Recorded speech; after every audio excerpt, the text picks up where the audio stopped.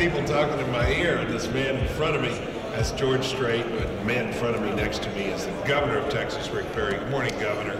Bill, it is good to be with you, Mr. Secretary. Welcome back to Texas. You're, I got to think, one of your most favorite places in the world. It is. My metaphysical home, as we say. It is your metaphysical home, that's true. First things first, apology. The last time you were on this radio show, I said, I just played the tape, I said, are you sure you want to enter the Southeast Conference from Texas A&M? Do you realize you play people like Florida, Georgia, to say nothing of a place called Alabama? Or LSU.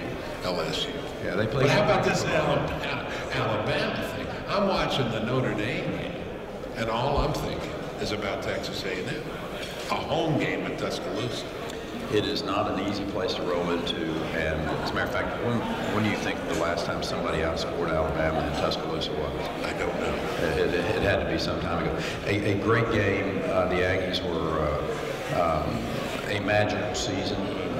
Can you think, I mean, here's an interesting, if the Louisiana Tech game hadn't been moved because of the hurricane and it had that extra game to learn how Johnny Manziel keeps a play alive, then who knows what would have happened with LSU and Florida. No kidding. No, Johnny anyway, football. It is what it is, and they had a great season. It was a magical season. The young man who goes on to be a Heisman Trophy winner, and next year is potentially a national championship team. So his father tearing up at the Heisman. Yeah. Admirable coach, too, huh? Kevin Sumlin's a class act from get to go, and an amazingly beautiful, capable, lovely family. His wife is just a devout Christian woman, a great asset to not just the university, but to college football. I mean, when moms and dads look at Kevin Sumlin and they go, that is a man that I want to influence my son. Yeah, you bet. Governor, I don't want to steal your thunder. You're talking here. I'm going to be talking as well, but we're going to be listening to you. Texas has got a lot to teach the rest of the country. The miracle that is Texas, the model that is Texas. What are the highlights? What are the things the rest of the country can learn? Well, it's really pretty simple, and we're big believers that people do best when they get to keep more of what they work for. I mean, it's the diametrically opposed model of what they have in Washington, D.C. Washington thinks they have all the answers. They want to take more of what you have, and they want to tell you how to live your life and how to conduct your business. So here's an interesting thought. As America goes through this very discombobulating period of time when Washington, D.C. is costing more money with the forcing of health care, when you have the tax structure that's taking more money away, and they're faced with this Washington-centric pressure on the economy. And a state stands up and says, you know what, we're going to give you tax relief this session of the legislature.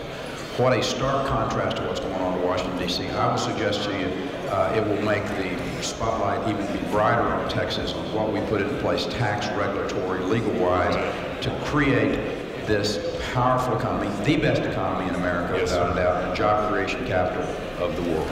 You got a surplus. You got a surplus. We have a substantial increase in revenues in the state. That you have people coming into the state, not leaving the state. You have people leaving California to come here. You have maybe the best medical care in the country.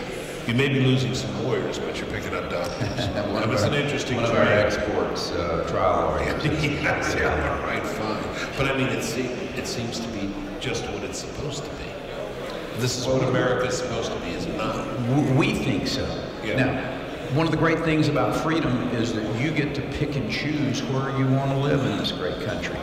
If voting with your feet is a good way to measure, then I would suggest to you most Americans believe that they would like to keep more of what they work for. They believe that freedom is a balanced way to approach this country. So. Well, it is a remarkable thing that you've done, you and your fellow Texans, and it is great to behold, and you're going to get a lot of imitators. Well, I hope we do. I mean, that's one of my goals, is to challenge other governors to put into place this experiment and see how it works in their state. I think they will like it. Philosophy, we say, as I learned at the University of Texas, You proved the possible by the actual. Is it possible to do these things? Yeah, and you proved that the actuality is Texas. Thank you, sir. Mr. Secretary, it's always an honor to be with you. That's great. How many more terms can you serve? We have as many as my wife and the people of the state of Texas will approve of. Stay in there, tenure all the way. Thank you for the warm welcome. You're welcome. Governor Rick Perry. You know, we have a place for you. Yes, sir. Get ready to call it home. I may take it. Thank you, sir. God bless you. Okay, thank you. All right, folks. That's Morning in America, Morning in Texas. We may just stick around and do it from here from now on. So, all right, you're jealous, I know, Claude. Come on down. We'll see you. Mark's in the chair tomorrow. I'll see you Monday.